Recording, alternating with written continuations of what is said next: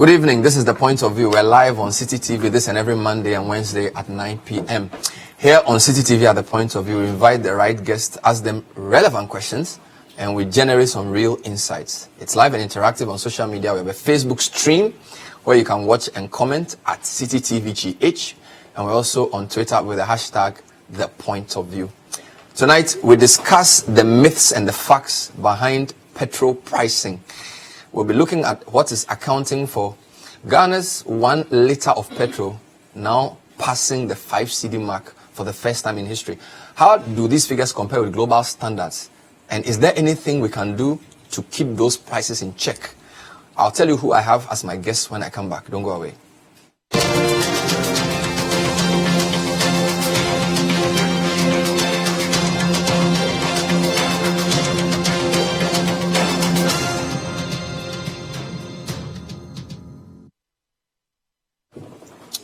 So all good things come in threes. So tonight we have three of the very best to delve into the issue from various perspectives. First, we have the National Petroleum Authority.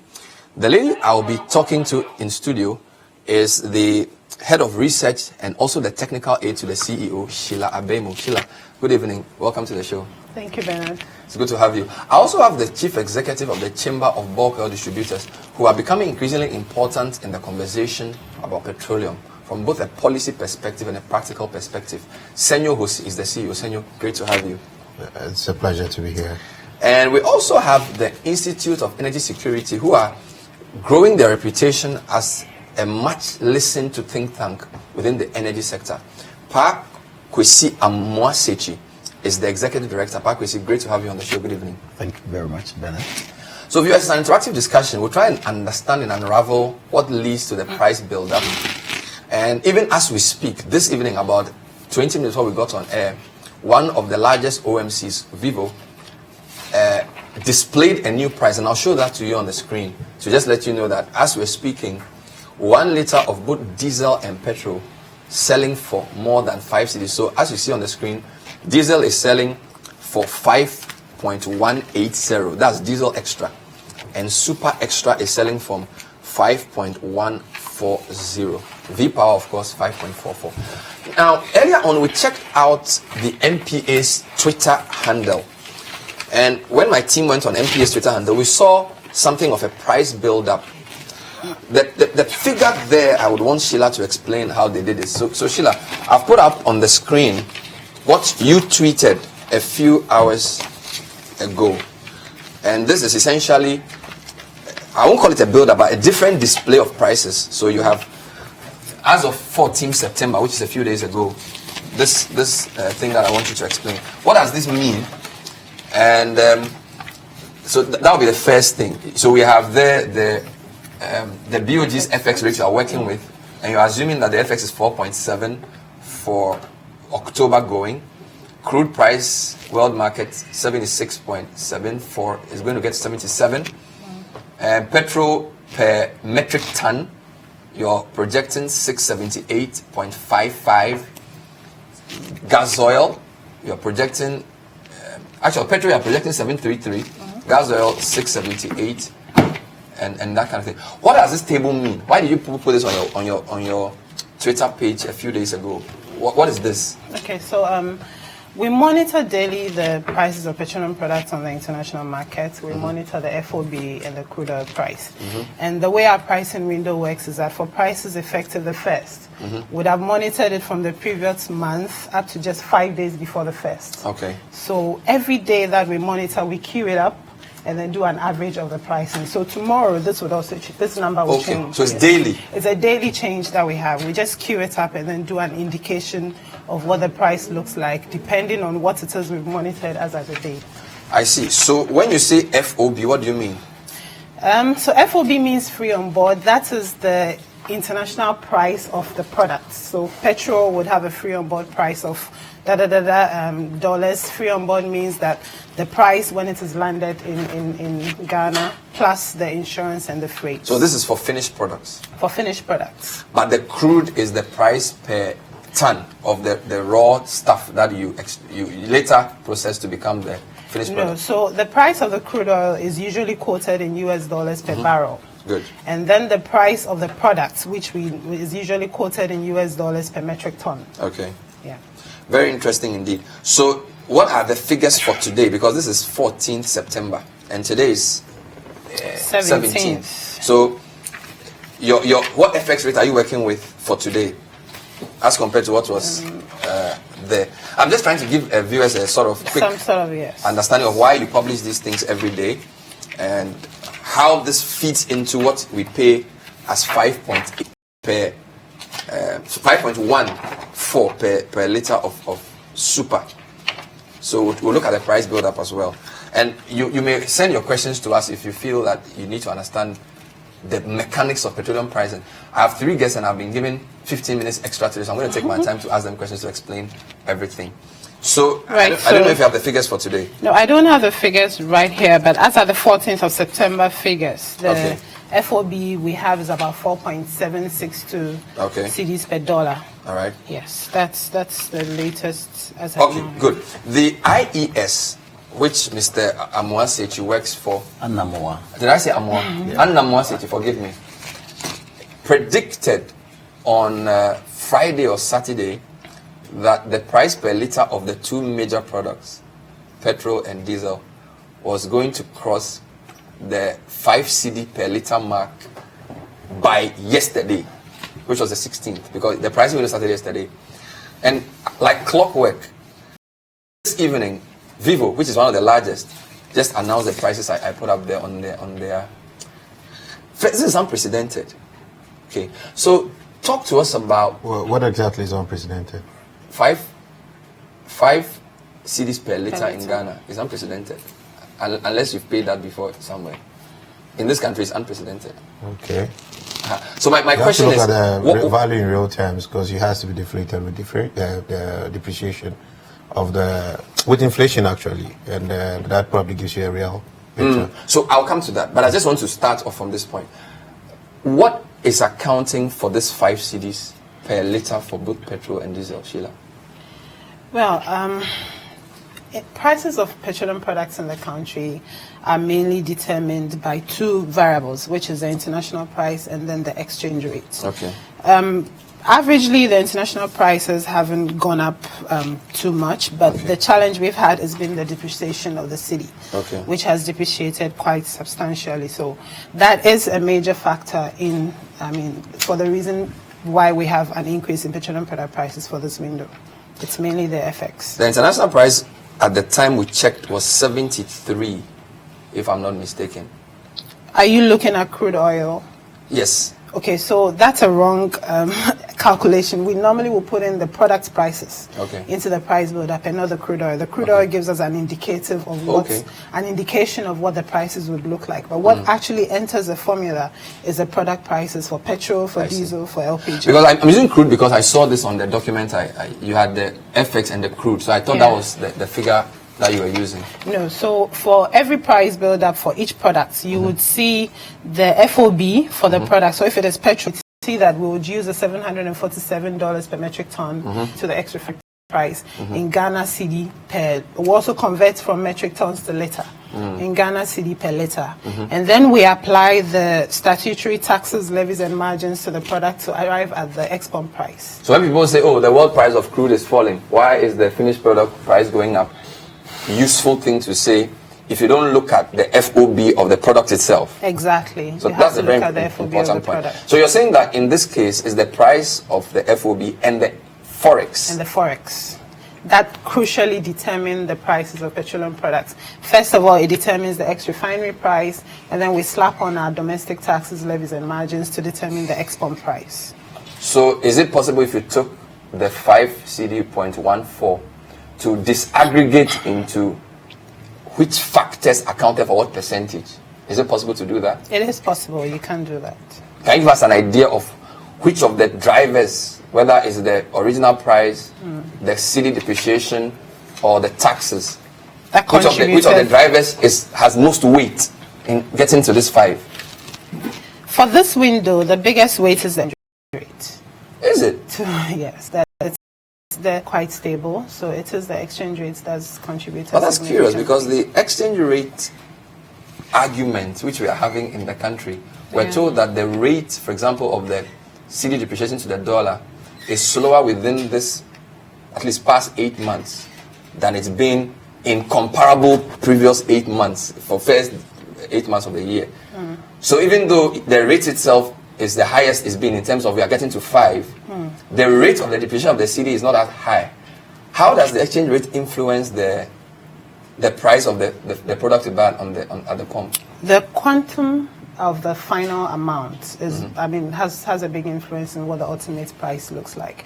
When you put it in the formula, it's a straightforward Excel formula. That helps you convert the FOB price from, dollars per metric ton to cedi. So you cannot say that the rate of depreciation has been slow, therefore the increase in price should be proportionately equally slow. That's the exact rate you use. It cannot be the exact thing you should assume. Basically, you pass it through the formula. So what rate are you working with? So the exchange rate, the average exchange rate for this window, if I'm correct. Give me some time to look for it. It's a long Excel document. It's a big Excel document. We're just trying to understand how the price buildup is calculated, so that we can all know why we are having to pay what we'll be paying from tomorrow morning. If you're watching this tonight, or if you're watching this in the afternoon, probably paid already, because Shell has announced that they are selling 5.140 for petrol and 5.18 for diesel. So what exchange rate are we working with? And that's a lot of Excel sheets. It is. It's like you're going to write BC.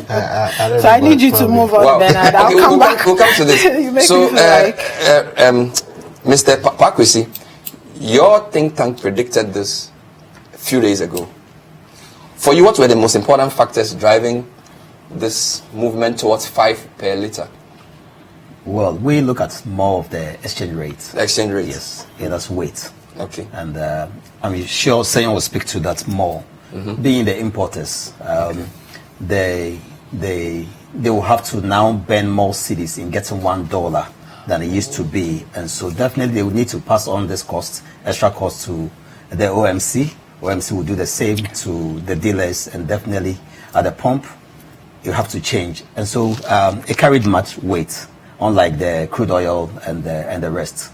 But then, quite strange that we didn't have a big change in terms of gasoline on the world market. Yes. However, we're still seeing a change of more than 4% at the pump. I'm sure that they share the costs. Other than that, diesel will have gone up by more than 7%. But definitely, we all understand that most of the time, premium or gasoline is way ahead of gas oil. Until recently, when gas oil sometimes take the lead ahead of all that. So you're referring to gasoline in diesel? What we call gasoline is petrol. Petrol. Yes. What Americans call gasoline. So you're saying that would have gone up much higher. So they put some of the cost on diesel. Definitely, they need to spread it. This is what we observed. So if they had followed the trajectory of prices, would have been paying more for petrol and less for diesel. Sure. If they had followed the way the pricing works and everything. Just that within this past window, petrol didn't go up so much, unlike diesel. If I get it right. He also has his Excel sheets. Is he correct? Is he correct in what he's saying? Yes, he's correct. Petrol went up by 1.62% and diesel went up by 5% on the world market. Yet they made both of them rise equally so that it will not disadvantage one group. Petrol is one stubborn product. We thought it would rather have gone up more. During summer, there is a change of specification of products especially in US. Yes. They have to add more additives. Okay. So they have winter gasoline and they have summer gasoline. Okay. And during such times too, the refineries also shut down for maintenance. Good. And so supply could be squeezed. And when it's a good time for holidays, revelers also to travel, it shuts up demand. And so when supply squeeze and demand also goes up, then of course, just like any other market, price will have to go up. So we're expecting gasoline should have gone up more than diesel for this window. But it's still not too late. The next window, it could also work that way. I see Senyo is not even Senyo. I'll come to Maybe just giving you something else. So what dollar price? What exchange are you using now? Okay, so it's also important for us to note that we deregulated prices in July 2015. Okay. And so the MPA does not issue out prices anymore. However, whatever exchange rates I'm giving you is what we've used for our internal estimates. We used an exchange rate of about 4 pesos. 5 CD 0304 pesos. Is it because you are looking at future? Because if you go to the Bank of Ghana today or you go to a bank, they will still sell the CD below 5, the dollar below 5 to you. So why is NPA using 5? So there's a formula, a formula we call the off-mark formula, which is a blend between the BOG rate and then the interbank exchange rate of about 3 banks. Okay. Just to be able to take care of the forward-looking forex situation, we apply the off-mark formula. But then, this is just our internal indicative. Because we've deregulated prices, the BDCs have a way of determining what exchange rates they'll use depending on which bank they're dealing with or whatever, hedging decision they've taken or whatever, rates they are able to get. So this is indicative of what it is we use internally, but not necessarily what it is. So when you use the 5.05, 0304, what was your indicative X pump price for petrol? So for petrol, the indicative X pump price came to 5.3985. Wow. Yeah. 5.3985. What about diesel? Diesel would come to 5.5087. Are you serious? That's serious. Wow. So what I saw on the Vivo thing is actually lower than your indicative price. It is lower because what we've experienced with price deregulation is that there's a lot of keen competition on the market. Don't forget that there are margins for the marketers also in the price build-up. So the marketer could decide to shave off some margins within a particular window to be able to achieve some volume. So, so what you're saying is that if any OMC sold petrol for me at 5.39, they wouldn't be cheating me. Based on your calculation as a regulator, they would be within the range acceptable. I wouldn't say they'll be within the range acceptable because as a regulator, I'd have to audit the exchange rates they used.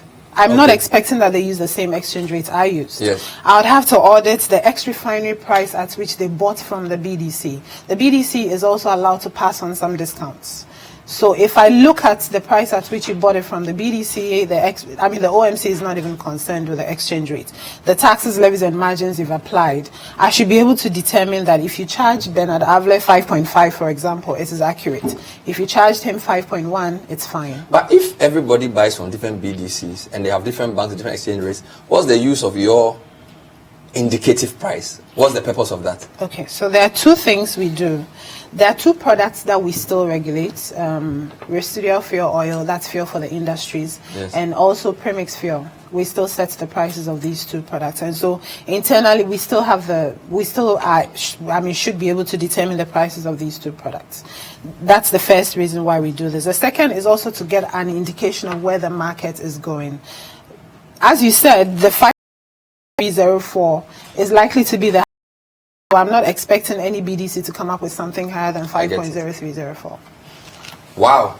Okay, Senyo, now, I'm going to go back to the factors, and I want your comments. So I was told in the earlier release that the FOB price, the forex, the taxes, and other things. Tell me what influences global prices, because I was looking at some figures from your release in August, and I saw some very interesting figures. So there are months, and my producers will put that up, there are months where globally the price comes down, and then there are months where it rises up. What are some of the global factors that are working here, before we even come to forex and these things? What are some of the global issues affecting these price movements? Well, there are quite some key things. You guys like to depend on crude a lot to have an indication. Yes. It is a good proxy for estimating changes in pump prices. So that's somewhat fair, but it's not too accurate. Okay. The other factors, so you look at crude, there are a lot of geopolitical factors that affect it. There's also the general market, supply and demand situations. You have the shale gas that's being explored. You see the restrictions that come on Iran. you know, and new finds that come up around the world. So hold on. So if Iran, so if, for example, Trump tightens sanctions against Iran, yeah. What ends with what? Iran is one of the world's major producers of crude. Okay. So their supply onto the market increases supply. Demand generally has not been that great for the crude market. So the control of supply rather affects the prices more than demand. There's no crazy surge in the demand of crude. The main problem you have are the politics that go around the supply. So OPEC takes a position. They want to increase prices like we saw recently. So they control.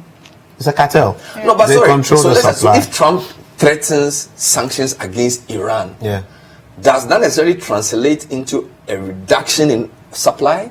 It has. Should it not? And are we not assuming too much? Because Trump has said a lot of things. So if Trump says, Trump's voice is quite key, yes, as far as petroleum crude prices are concerned, and by extension, pump prices are concerned. But that's not just the only things. And there are various things that happen. Like Katrina happened, there was a problem. So it depends on where there's a hurricane happening anywhere. I'm still fascinated by the Iran issue. Because, sorry, when IES released their thing, they specifically referred to Trump's sanctions against Iran. Yeah. And I didn't understand, and I think my viewers want to understand. So it's a simple thing. When I put a sanction on Iran, yes, I'm cutting out the world's daily supply. Because Iran can't supply to places it has exactly to. So it reduces the supply in the market. So the total global demand for crude maybe is still at 100.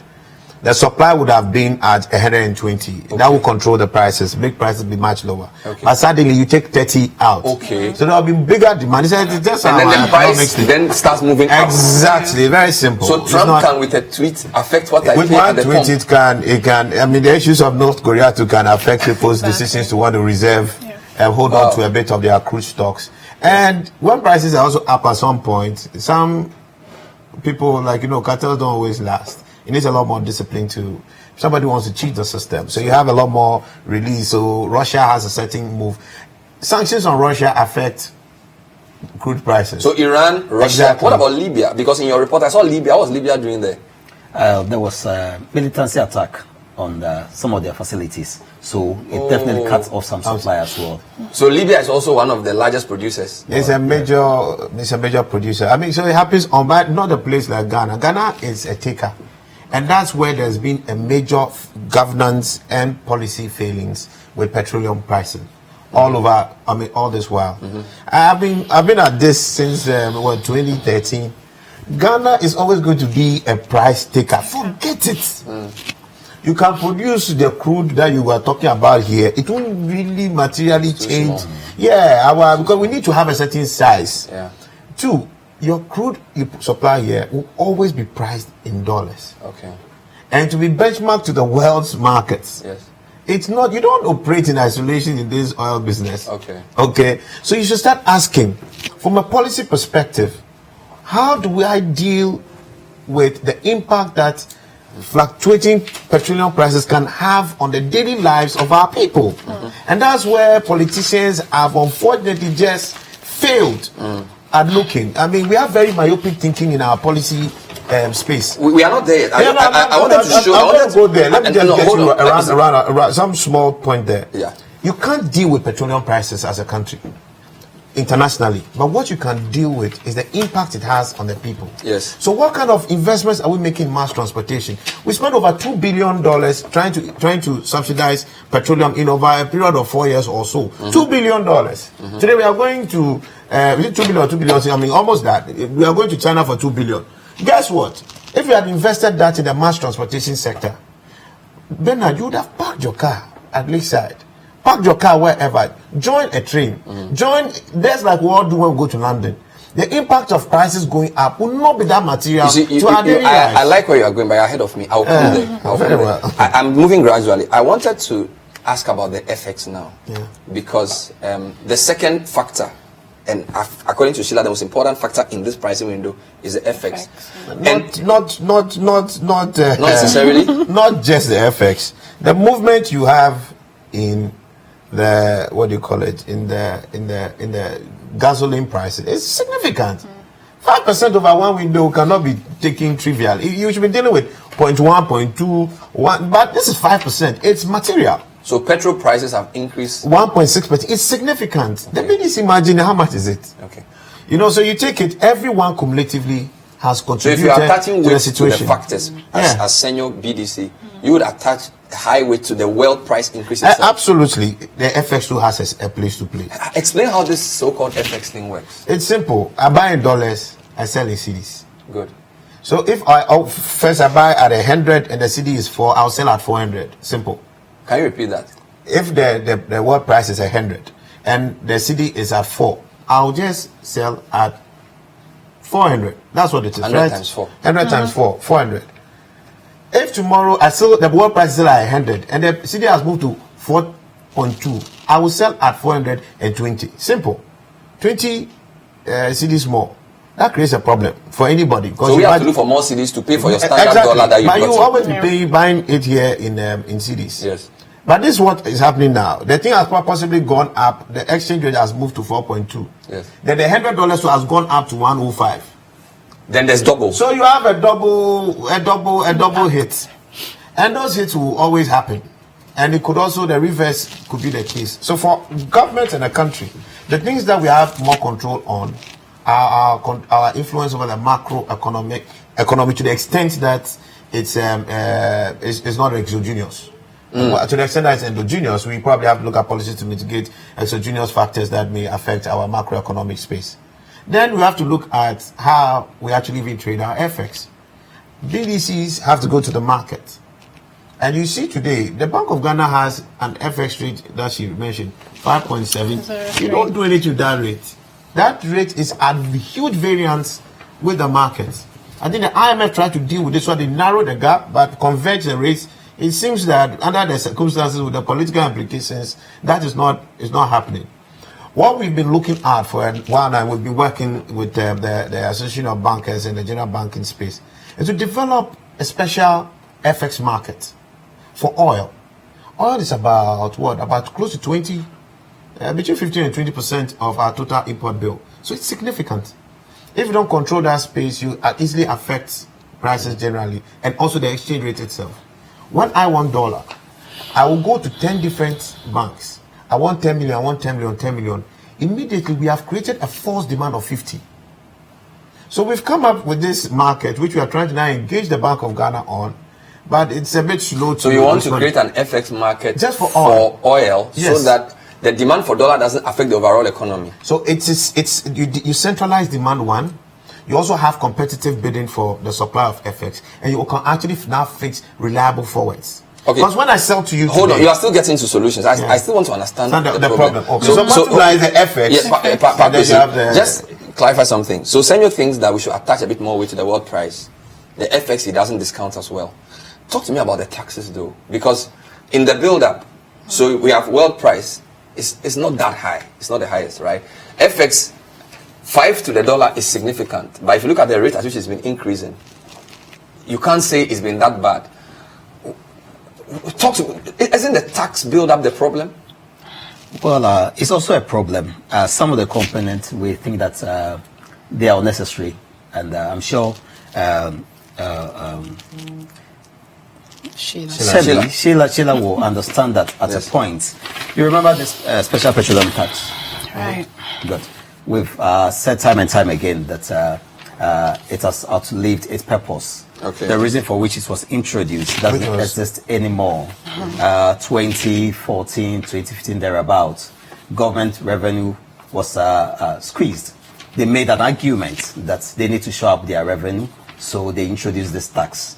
Of course, we're also of the view that it was nuisance. They could find somewhere else to have done that. But knowing the type of products we are dealing with, they always find a very soft spot to slap taxes on fuel because we'll definitely consume it. And so we were all expecting that over time they will look at it again. The time they introduced crude oil price on the world market was around $30. And today, what do we have? We have about $78 per barrel. Even government's own projection in the budget for this year was $57. And so we'll be able to go beyond $70. It means there's even a windfall for government. We are So saying hold on, that the special petroleum tax was introduced because the world price wasn't doing well and government was losing revenue from its exports. Exactly. So it wanted to shield itself by introducing this particular tax. That is his crude export, so they were not getting revenue. And at the time, the price were around 29.30. Exactly. Today you have price is good, not really the best as from the point it began to fall around $100. We've not gotten there, but at least it is good. Since the oil price landed, there's been a lot of efficiency introduced in the system where today America is able to reduce its cost per barrel in terms of production. In many places they've done the same. I'm not sure we are doing so bad as a country in terms of producing 1 barrel of crude. And so I can confidently say that we are not losing from this $70 per barrel. So the SPT is not useful. So what we say just to tell people, it was introduced in 2014, 17.5%, reduced in 2017 to 15%. Yeah. February 2018 reduced to 13%.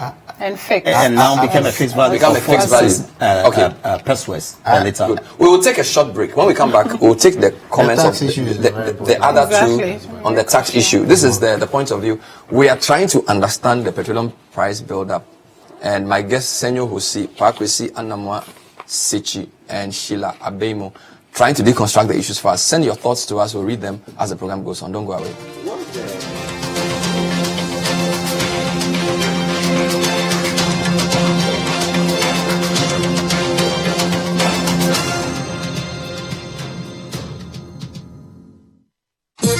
Quero ver todo mundo balançando. Ninguém pode ficar parado. É só loucura.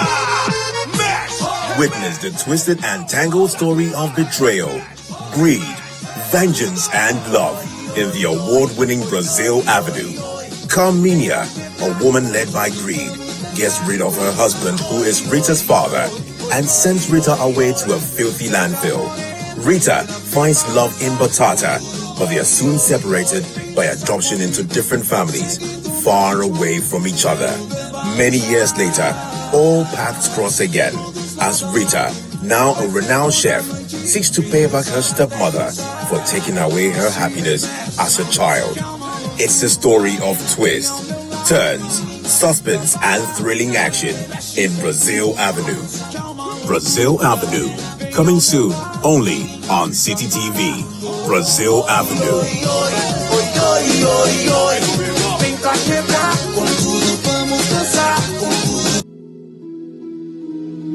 Ever thought about where you'd really want to live or invest? Is it beautiful, modern, and sustainable? Is the architecture advanced with state-of-the-art facilities? What if I told you you could find it only 15 minutes away from Adensa? When your hard work pays off, you need to invest in the right place. High-quality real estate appreciates in value. But the value is not just your home. It is also the area that surrounds it.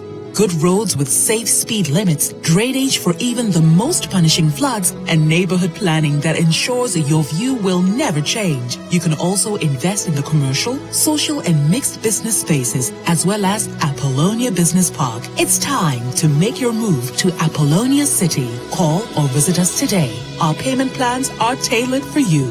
Visit www.apollonia.com.gh or call 0275 577 577.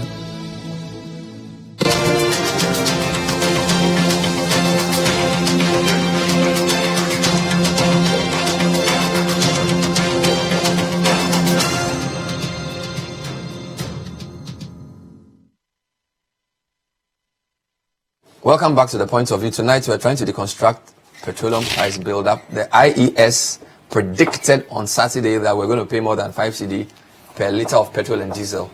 This evening, we started experiencing that. There are Kwesi and Anamuah Sakyi in the studio. Senyo Hosi, CEO of the Chamber of Bulk Oil Distributors. We've put him in the middle because they are in the middle of a lot of things. So they are in the middle. And then Shiela Abiemo is the head of research at MPA. She actually calculates these things for a living. She does Excel spreadsheets for everything. Let me read a few of your comments. Then I'm going to show you the price build-up and walk through it. Good evening, Bernard, to your panelists. I want to know why the pricing method is hidden from the consumer. It's not possible. It is not possible for the pricing formula template to be made available for the consumer. Okay, is it not possible, you're asking? This will erode any doubt in the minds of the consumer and silence the politicians who take advantage of the price change anytime there's an alteration. Need from Bachona. Good evening. If a liter is 5 cedis, how many liters make a gallon? Secondly, I hope transport fare would not go up. Mashudi Madina. Mashudi, you can just Google it. How many liters make a gallon? This is very easy. Bernard, a liter of fuel is more than $1. This is the question you're asking. Your name is not attached to the text. We go from Dansuman. Bernard, good evening. Please ask the lady, Shiela, to give us an estimate or trend situation of the percentage composition of various cost components in the price buildup. Hey, it may not be the same during every price window, but I believe she should be able to get us a general trend. Let me repeat this question, very serious. Bernard, please ask Shiela to give us an estimate or trend situation of the percentage composition of various cost components in the price buildup. It may not be the same during every price window, but I believe she should be able to get a general trend. We will show the price buildup on the screen, and she will walk us through that. Thank you, Kweku, for your question. Rex Osei Sapong in... okay, Rex, I don't know where Rex is writing from. Rex says, countries such as Russia, Iran, and Saudi use their crude supply as a bargaining chip. You don't just offload sanctions on these countries. If you do, they will reduce supply. Price would increase and they would be laughing to the bank to support their economy. Hi Bernard, I bet you, if the government cannot reduce fuel price locally, improvements of transportation would not necessarily solve the problem. You, Bernard, and Senyo will not park your cars. He says he does that in the UK, but he can't do that in Ghana. Some Ghanaians are living beyond their needs. I doubt if you ever park his luxurious car and join public transport. In my view, I think the government should look at the numerous taxes in the price build-up. Sadiq from Klagon. All right, I'll take a couple of quick comments on the tax component. Whilst I do that, I'll try and put the price build-up on the screen. Can you walk us through this price issue? Because it appears to me that the tax is the problem. One is what, 155, right? It's just 26%. The number of taxes are different names. They are all for particular purposes. So we just I think you are disrupting. I want her to walk me through the build-up. You can give your comments when you. I was hoping you were going to project the price build-up. Yes, I'm working to do that. Okay. So well, I'll just walk you through the taxes. Yes. There used to be excise duty in the price, which was abolished. We have the energy debt recovery levy, which currently stands at 41 pesos per litre, and that absorbs, and that's been pledged to ESLA. That's under the Energy Sector Levies Act. We've got the road fund levy, which is currently 40 pesos. That goes to the construction of roads in this country. How much is energy debt recovery levy? Energy debt recovery levy is 41 pesos per litre. Okay. But it's broken down into about three. There's a forex loss component, there's a toll debt recovery component, there's an electricity component. It's all in the Energy Levies Act, Energy Sector Levies Act. There's a road fund levy that's about 40 pesos per litre right now. It goes to road construction. Energy fund levy, which is about 1 peso per litre right now, that supports the activities of the Energy Commission. The rest are distribution What about margins. the price stabilization and recovery levy? So the price stabilization and recovery levy was put in the price to pay for premix and RFO subsidies, as well as accumulate some funds to pay for subsidies just in case government wants to. But because of as part of the price intervention measures we've had since December last year, currently it's been zeroed for all the products. Price stabilization levy has reduced from 12 pesos per litre to 0 for so petrol. It's no longer there. It is there, but it's not accumulating anything to government. What about the National Electrification Scheme levy? So that is a levy inside the energy debt recovery levy. It adds up to the 41 pesos. So what about the public lighting levy? It also adds up to the 41 pesos. If you look at the Act 899, Energy Debt Recovery Levy, it spells out what adds up to the 41 pesos. There's a foreign exchange under recoveries of about 5 pesos per litre, power generation and infrastructure support of 28 pesos, toll debt of 8 pesos, and and then 3 pesos on marine gas oil, 4 pesos on RFO. Yes, power generation is also there, the toll debt is also there. So basically, they build up to the 41 pesos. Quick explanation before we go back. How does a price stabilization and recovery levy work? I don't understand how that works. Right. A So price, because the price is always moving. So I'm paying to stabilize the price. okay, so the objective of the price stabilization and recovery levy, it was introduced when we deregulated prices in July 2015, with the aim that if government ever intends to subsidize prices, there must be a fund there. It must be budgeted for. It was part of our agreement with the IMF. And so we introduced the price stabilization and recovery levy to have two objectives: accumulate funds to pay for the current premix and RFO subsidy, as well as accumulate some funds for future subsidies if government decides so.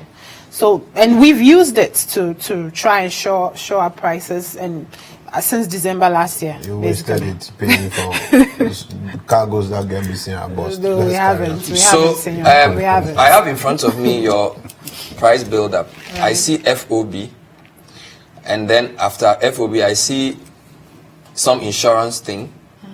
Then I see CIF. So you add a few things to FOB to get CIF. Right. Then I have something you call related charges. You have offloading. What is offloading? Okay, so they all build up to the related charges. In order to land the product into storage in Ghana, apart from the international price, which is the FOB, there are costs to the supplier. There's costs at the port, there's costs on financing, there's costs on handling charges and all that. We queue that, we accumulate all of that into something we call a supplier's premium. So if you're looking at the various individual lines, they build up So to there's the something we call a offloading, there's one supplier's called premium. in-transit losses. Yes. What's that? So if we mainly import petroleum products from Northwest Europe, mainly from the Antwerp, Rotterdam and Amsterdam area, it takes 2 weeks to move by vessel into Ghana. Okay. By the time you're moving the products, gasoline, for example, from European temperatures to African temperature, you would have had some losses on the petroleum products. We have some allowable losses. The product that you already have bought. Yes, it would have evaporated. We don't take. You know, I think that's the provision for the ops losses in the depot. Yeah, No, So that's in no, they call it transit. in transit. In transit. That's the vessel. that becomes. That's the first. I'm trying to We understand. don't So, charge for it. so offloading, No, you've it explained. builds up to the supplier's premium, sort of. So that's in transit. What about inspection?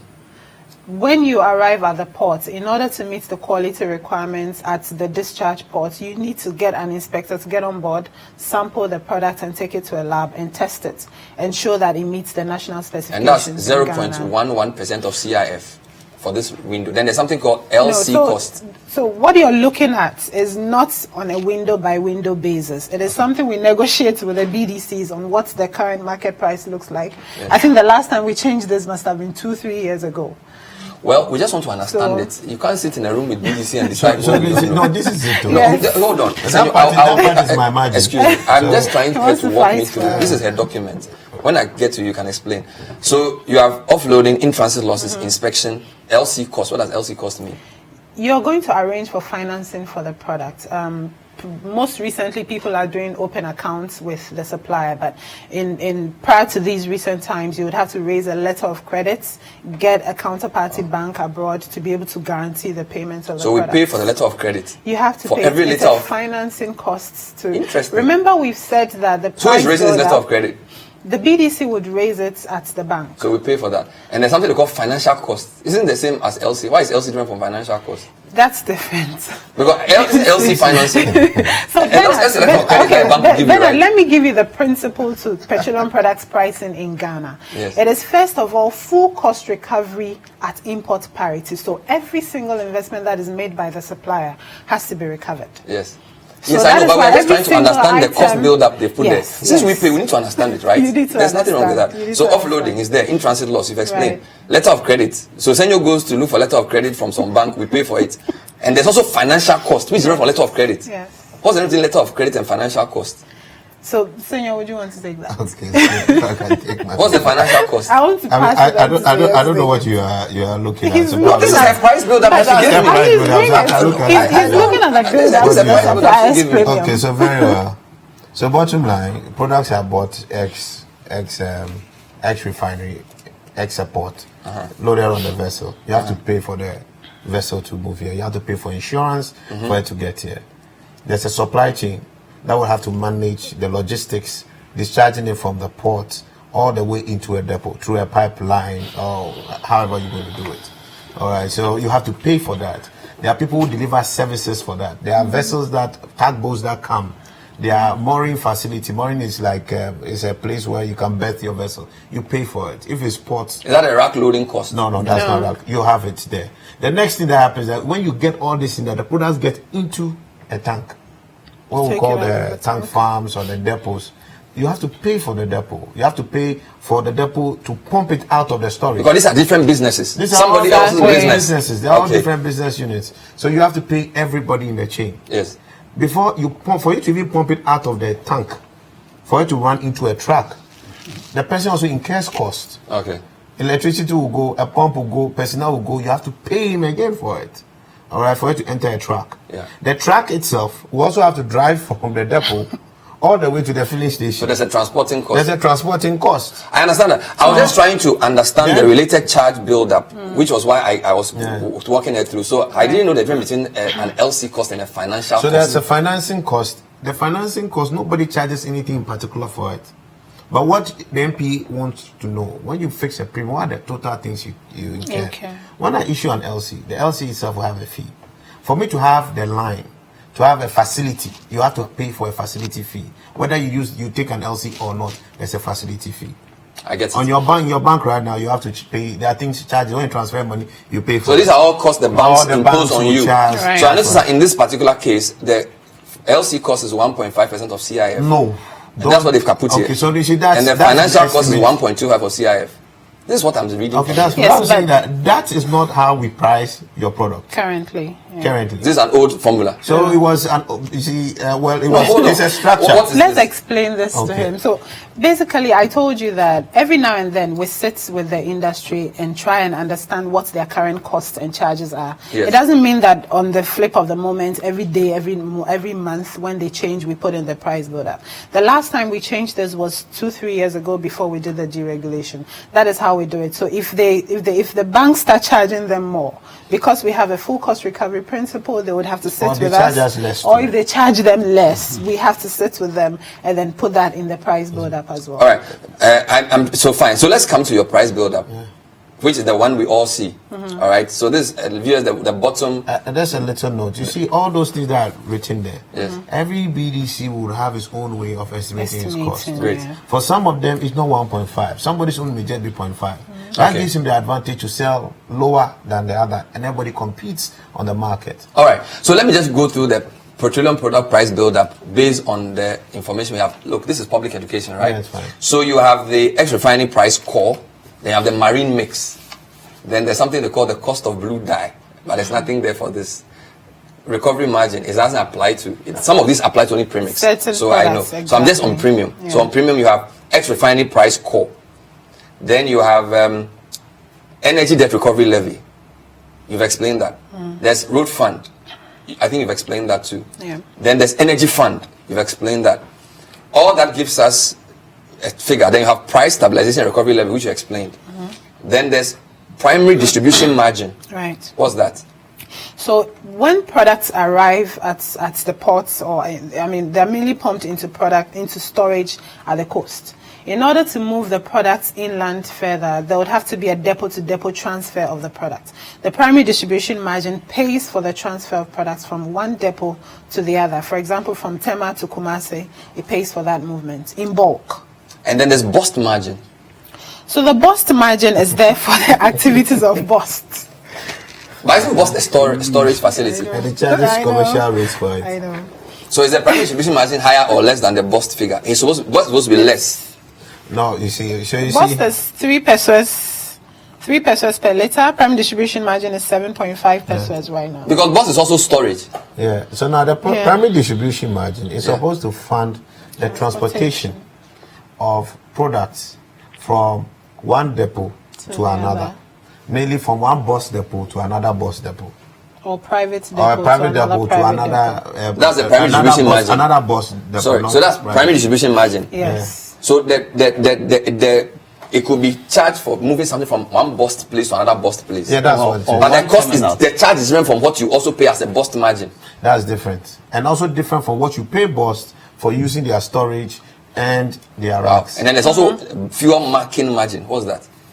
So we started this program in 2012 where we put a biological marker in every single liter of fuel that's consumed in this country just to prevent adulteration and smuggling. We need to pay for that marker that we drop into the fuel to provide security for the quality of the fuel. But you already inspected the thing somewhere. You told me that. No. So we inspected. The inspection is to make sure it meets the national specifications. For example, if I decide that the sulfur level, there are very public charges, but it's important everybody understands exactly. it. So when the cargo comes, somebody has to make sure that this quantity reached this town. The town, yeah. Oh, so that's the marking. No, that's not marking. Inspection. Okay, that's the quantity. Yeah. This marker is to make sure that nobody has tampered with the integrity of any product. Right. So right now, when MPA goes to a filling station, they can take a bit of it, a sample test, and see if the concentration of that marker at the time it left the depot is the same as it is in the tank. If it is different, it is Who is doing lighter. this fuel marking? The NPA is No, the NPA. yeah, but it's important to understand that if MPA goes to test and they realize that the concentration of that chemical is lower than it left the depot, then it means that that filling station has brought an illegal product in there, which may not be up to specification or even up to specification, means that it's evaded taxes. So every step along the quality control chain, we have to pay for. Everybody pays for it. There's no free lunch. Then you have this moves to ex-depot price. S-Depot basically just shows accumulation of what you've done so far. Yes, of what you've done so far. Yes. Before you apply the special petroleum tax. So special petroleum tax, then you apply. Yes. Which in this case is 46. 46, it's fixed. What is UPPF? 46. UPPF is Unified Petroleum Price Fund. It pays for transportation of the products from the depot to the filling station. But we just pay transportation somewhere. No, you pay transportation from a depot to depot. To filling station. Okay, so the first was depot to depot. So for example, let me give you an example. There's a depot in Kumasi. Let's give you the basics. Let's give you there's a depot in Kumasi. There's a depot in Buipe. Yeah. Okay. It is much cheaper to transport via the Volta Lake than to transport by road. Okay. Consumers will have to pay more. So they're transporting, instead of making people drive trucks from the north and come and pick things in Accra, we say go and pick it from Buipe.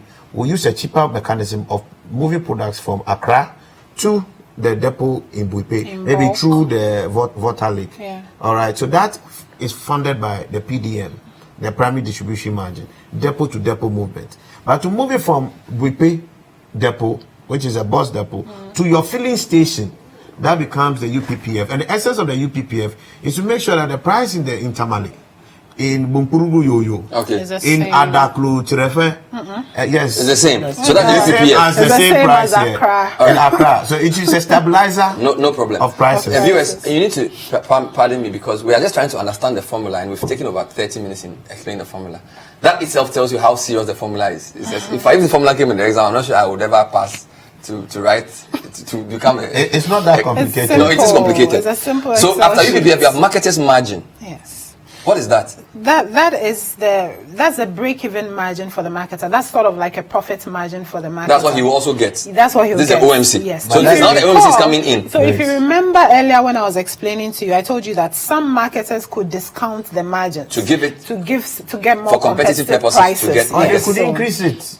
Well, they could also increase it, but you see, the marketers play with this one. But then MPA still has an eye on the marketers' margin. There's a formula we've given to the marketers to be able to establish their margins. And so if we realize that your margin is abnormally high, you would already have submitted your price buildup, we'll query it. If it's abnormally high, you have to defend it. Otherwise, you're instructed to reduce your margin. So after marketers' margin, you have dealers into bracket, retailers, operators' margin. Margin, yes. So that if I am Vivo and I am the marketer, if I give a filling, if Senyo has built a filling station in Medina, he's then the dealer. So he also has to get his margin. So if you operate under your brand, yes. So basically, it's the marketer's margin that's split into two. For those, a certain proportion for the dealer and a certain proportion for the marketer. The OMCs have different methods. Some of them have their own filling station. Some of them have a JV. So that's you're already an expert. Oh, I don't want to be. Dealers, retailers, margin. Then there's LPG. Okay, that's not applicable here. Then there's indicative maximum price X pump. That's the X pump price. That's a final. That's what they estimate it to be.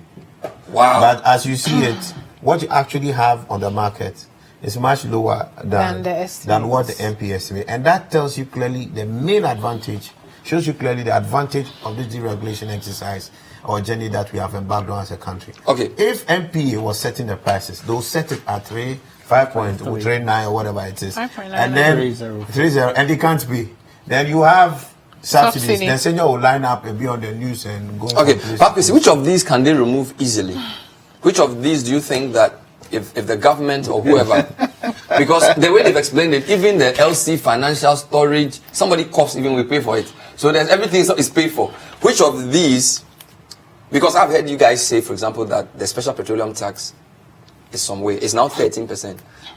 No, it's not 30%. It's a fixed value now. Yes, sorry, it's flat. No, it's 13% and fixed. So we went from not 17 and a 13% half. and fixed. No, we went from 17 and a half to 15 we understand. to Then 13 but and now, fixed. that's what it. we're saying. What's the meaning of that?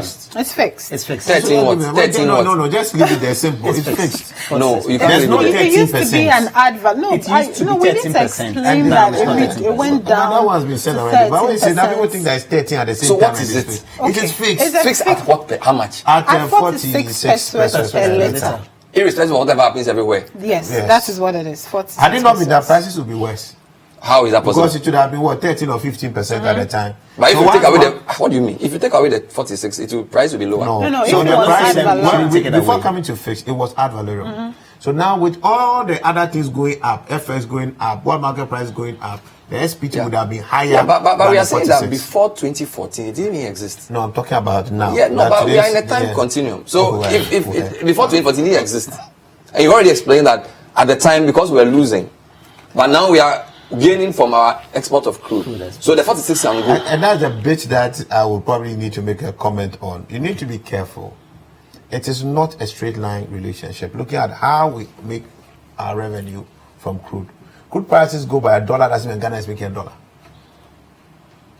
There are different ways in which we calculate our oil revenue. It's not fixed on volume. No, we That's understand one that. part That's of it. clear. Okay, that's one part of it. The royalties and all other things. I do that like there's a whole schedule. I mean, if I had known you, I'd have probably got you that schedule. So when you are going to pay $10 more for, or you're going to in total pay probably 100 million cedis more as an economy for fuel, doesn't mean that government is necessarily making 100 million. But he hasn't said that. I'm saying that to Look, Senyo, clarify that. the point the gentleman made is that at the time the tax was introduced, the reason that was given was that the world price was so low and we were not getting as much from our Revenue. exports. So let's make up for it.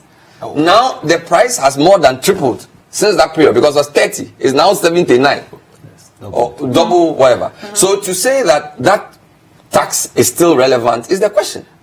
Like I told you, just to bring clarity to that matter, it is not for everybody to understand. Yeah. It is just not the case that the fact that you are paying more here means the government is making equally the same revenue. And that's been a That's perception right. that has been around anytime this discussion comes. And I just want to clarify that. But isn't government making more now than it was making when the price was 29?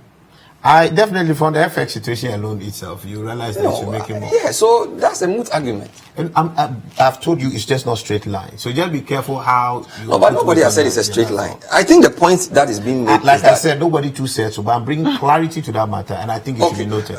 we appreciate the clarity you've brought. Now, you people claim this is deregulation. Right. But I don't understand it because if somebody charges a marketer's margin higher than what you expect, you will come after the person. If somebody's price is, you said to me this evening that you're calculating the price should be 5.3 based on your indicative price. Right. But you'll be surprised if anybody charged close to 5.3. How is that not regulation? Okay, so it is not regulation. We've deregulated the prices. However, we've issued a formula to the industry just to be able to protect consumers. We're not allowing people to go ahead and then determine the prices based on any formula. The prices are benchmarked on certain markets, which we've applied into the formula. the final export price is also determined, inclusively by taxes and levies and margins that governments have also determined. And then the margin that goes to the marketer, we've determined what components should go to build up to the margin. So it's not food regulation, because but if you go and buy maize from Techima, does anybody tell the maize farmer? Does anybody tell? Excuse me. No regulation. Let me just ask my question. Does anybody tell the maize farmer how much to sell maize? So Bernard, in let Techima me or in explain Akumada? to you. No, you don't tell. We're not telling you what to put in the margin.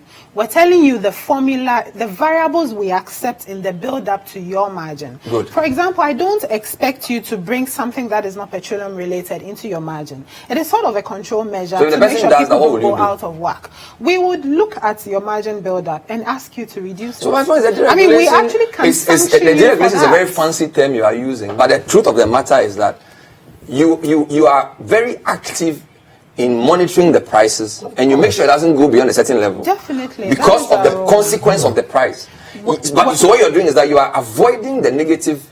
Government wants to avoid the negative effect of the price, but wants to claim that it has nothing to do with the price. That's which inaccurate. Is not correct. We're not monitoring. We are the ones who fix the prices. We have no problems for starters. As a consumer, you are actually a beneficiary of that function. Yeah. Deregulation doesn't mean no regulation.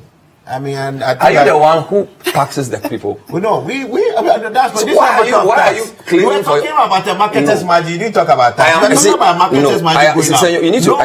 I am making a specific accusation against the MPA because they are government. Yes. And the government imposes taxes. Yes. The government turns around and tells us that because they are in a deregulated market, they can't interfere with prices. Because the premise for all of this is people are saying the price is too high.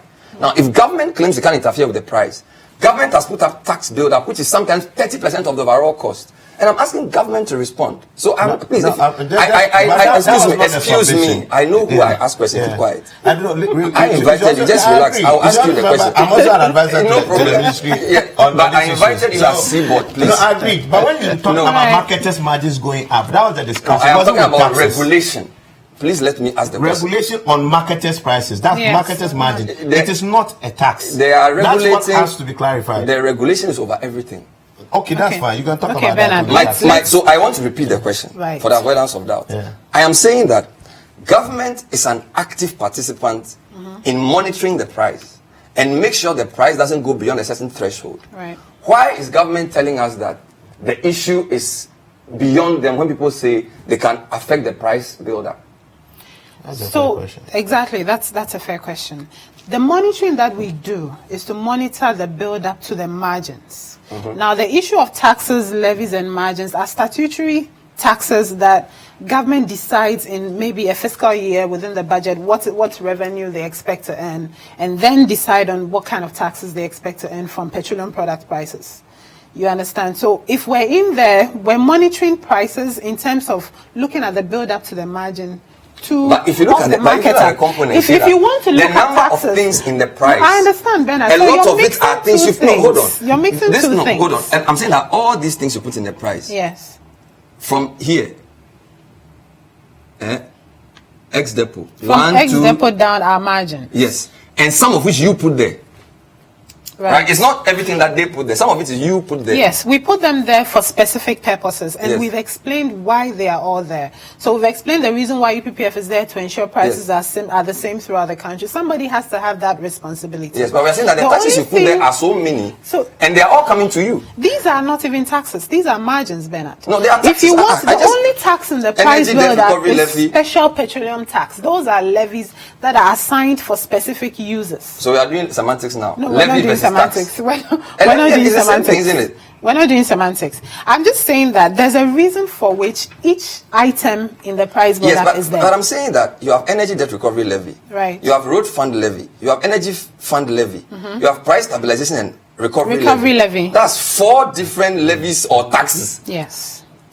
Isn't it government? And I explained the reason why each of these taxes and levies are there. But should we accept the explanation?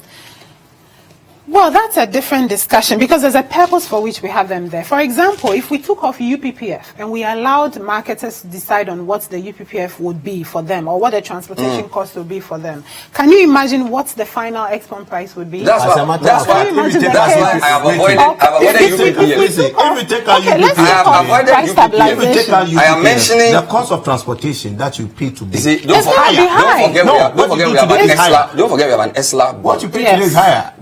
The things I'm mentioning have nothing to do with UPPF. Okay. Energy debt. Go to ESLA. When ESLA was passed, EDR levy, energy debt recovery levy, price stabilization and recovery levy, road fund levy, energy fund levy, public lighting levy, national. There's nothing to do with margin. I'm talking about government imposed monies on petroleum. That would be the energy debt recovery levy of the ESLA. And so I'll speak to that matter. The purpose. A part of it, I will not be able to respond to. But look, a good part of it has to do with the subsidies that as a country, consumers were enjoying. And that's why I always used to tell you when we have our interviews, that when a politician is promising you one, you should know he's going to take back from you 2, 3, 4, or 5. When we had the third debt recovery levy passed in 2003 or so, up to now, do you realize you are paying? Meanwhile, there's been the subsidies. If you put all the subsidies together, as a matter of fact, TOR should be paying the MPA.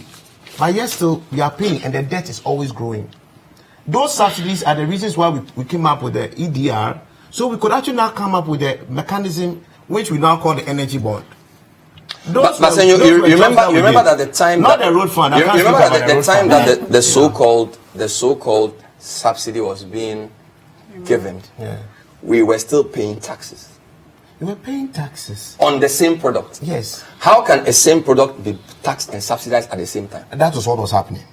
So if the subsidy is 100 and you take a tax how of does 20, that work in practice? What have you done? What is the subsidy? So this is what happens. What they did, instead of them taking responsibility and netting off directly, they subsidize at the BDC level, they collect the taxes at the OMC level. That's what government did.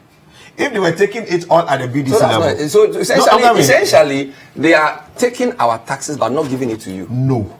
Now take all your tax revenue. Did you net it to know whether it was? You are always on a negative. When you take you're always on a negative. They always give to you. No, if you take the price build up and you take the taxes we pay at the versus time, the so-called subsidy that you claim that was given. Man, no match.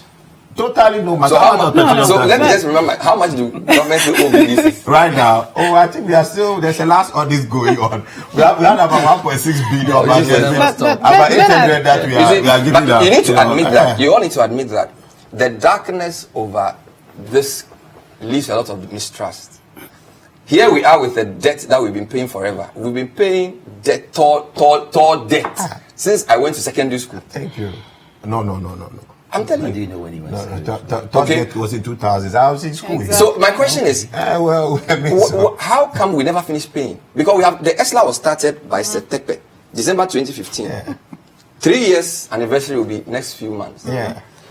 December. And there's still a debt of over 1.6 billion. No, and we haven't even brought the power people into the equation yet. The power people are also part. So we are actually paying power out of this energy debt recovery levy. The whole thing is a joke. The big joke that you have is that we as a people allow politicians to tell us stories every day. One, the person is subsidizing you. He has no budget for it. And these are the few things probably I reject your claim that he's subsidizing me, because you can't subsidize and tax me at the same time. So I just asked you, if I subsidize 100 and I take a tax of 20. No, we haven't done those calculations. So if you want me to give that, but we can do that. That's you have because the tax you can't. What taxes do we have? We have excise. We have excise. Annual excise was what? Plus energy fund, like 15 and then so twice money. Very small. So how much have we paid you since? And the billions that you'll be talking about, I have to get calculated. You don't remember how much we owe you? For FX, I think we had a 400, about close to $800 million paid, and then we also had the under recoveries over time. About how much of the ESLA will go to paying the BDCs? How much of the ESLA? Yeah. It depends on how they actually structure it. We had a 10-year and a 7-year bond issued last year for the balance. Some of them had already been paid. The government had paid some of the debt. already. So it just depends.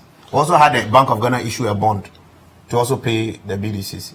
The truth about all that debt doesn't really sit on the books of the BDC alone. It's mainly on the books of the banks, and it's one of the reasons why the banks have been suffering in recent times. But there's 7 banks that collapsed. Not even one of them, apart from Royal, also mentioned that exposure to energy was part of the insolvency. If you read all the documents, a lot of it was non-power, not energy related. We've seen the documents. You see Unibank. You see Unibank have that. You see UT Bank have that. And Royal Bank. Yeah. Fair enough. Let's read a few more comments for you. And I thank my producer for allowing me time. Good evening, Bernard. You are doing a good work helping us understand these things which have been so long hidden from the ordinary Ghanaian. What happened to government subsidy on fuel prices? How does that affect the calculation of the price? Because so far your panel has not said anything about it. I didn't hear that in the components for calculation of the prices. Christopher, they've taken the subsidy out. Yeah, they've taken the subsidy out. Just on the IMF doesn't like the word subsidy, so they've taken it out. Ghana can't sustain subsidy. That's the issue. It's not about Good IMF. evening, Bernard. I'm enjoying the discourse on your program this evening. Can your panelists integrate the fact that the American economy is doing well, so their currency is getting stronger and having rippling effects on exchange rates and fuel pricing? Thank you, Kobe from Kwashiman. Bernard, will salaries of workers be increased to compensate for the increase in fuel prices? It's a question, it's a threat of a question. Charles Nyami Asmankesi, at this juncture, the petrol price has finally caught up with the CD depreciation. Thanks to Dr. Baumia. Now it's a double track economy we are experiencing, where 1 liter of petrol is equal to 5 cedis. $1 is 5 cedis. God save us. Regards to George Opariado and Hannah Bizu. I know where this guy is coming from. Then, this build-up of price is quite confusing. Please tell them all we want from them is to be true to Ghana and work for the interest of us or Daniel from Tema. Dr. Baumia, the then vice presidential candidate, promised removing what he termed nuisance taxes from the cost build-up in the petroleum price. Why are those taxes still in the Benson? Kwesi, I've heard you say before that if we had built up strategic storage of some of these products, it could have helped us in periods when the prices go up. Can you elaborate on this? It's our storage we have. It's not more than when we use BOST. It's just about 420 million liters, and we consume about 120 million liters there, about both diesel, petrol, and all that. And so we can cushion it for just about 3 months if we have to do this program. But what we need to do is that we say that there should be strategic fuel stock because there's a reason for which BOST was built.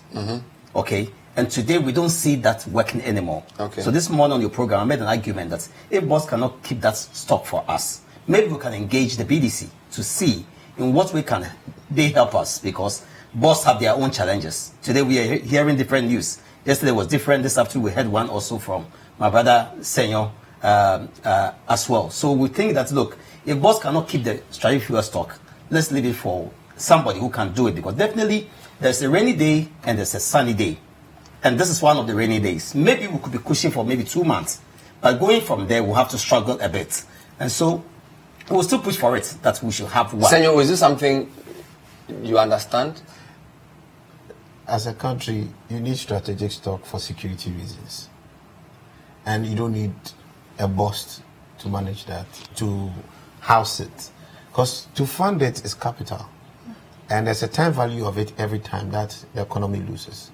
But we've made different propositions, and if anybody who cares, look at the CBOR 2017 report, I think chapter 5, or there's a section on BOST, and there are issues on strategic stocks, and how we should deal with it from a security perspective. But from a pricing perspective, it's not a viable proposition. We had this during the Kufuor time. We ended up with huge losses. And we now have to introduce a tax in the price build-up, so we are paying it. That's why the BOST margin is there. It's for us to fund the maintenance of infrastructure, but it is sitting as Stanchart and previously First Atlantic, but just paying for that thing. It's not a viable proposition. We can't. So you want to deal with prices, go and deal with the real issues. Stop trying to deal with the world. The world, you always be a price taker. But for security reasons, we, for example, propose, don't try and introduce a strategic stock level, because if you have to keep stocks, you have to pay for it. Remember the last time, the previous BOST administration said they were doing strategic stocks. And they were even making profits. When they left, what did you see? $300 million losses. Who is going to pay? Sheila, let me end with you. The government will not take any decision about petroleum prices without talking to MPA. And because you know what is happening on the ground. This 5 CD thing, do you expect it to keep going higher or up until Christmas? Where are we going? Okay, so first of all, it is unsafe for anybody to try and predict petroleum product prices going into the future. Even on the world market, you basically follow speculations. However, as you follow the seasonal trends and you follow the trends of product prices, we know that there are winter specs for gasoline within the winter specs. Winter spec products. So during the winter, there are certain products whose prices will go up. We anticipate gas oil prices to go up during the winter. So during the cold months that we're getting into, at least some gas oil prices will go up. But at the same time, gasoline prices should be coming down. Those are the various things we do. So those are the factors you look at. Would you recommend that Bernard, my name is use? not HORSI, so whoever is doing it should correct it. I'm Senyo Hosi, HOSI. I take a very serious exception to this, and I hold you personally responsible because you should know. Senyo, you're cutting This is an improvement of Kwesi. Yeah, man.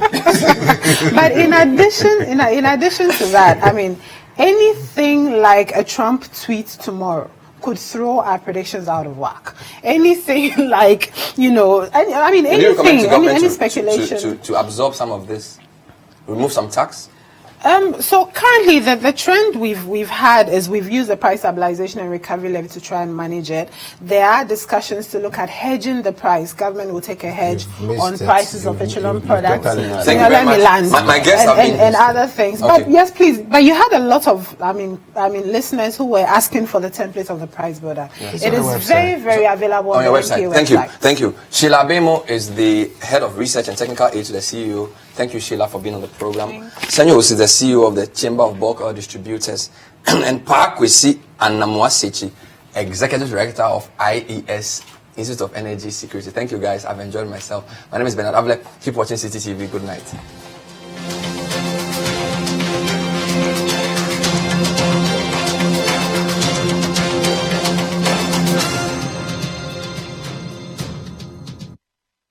The Point of View is sponsored by Apollonia City, Accra's new master plan city.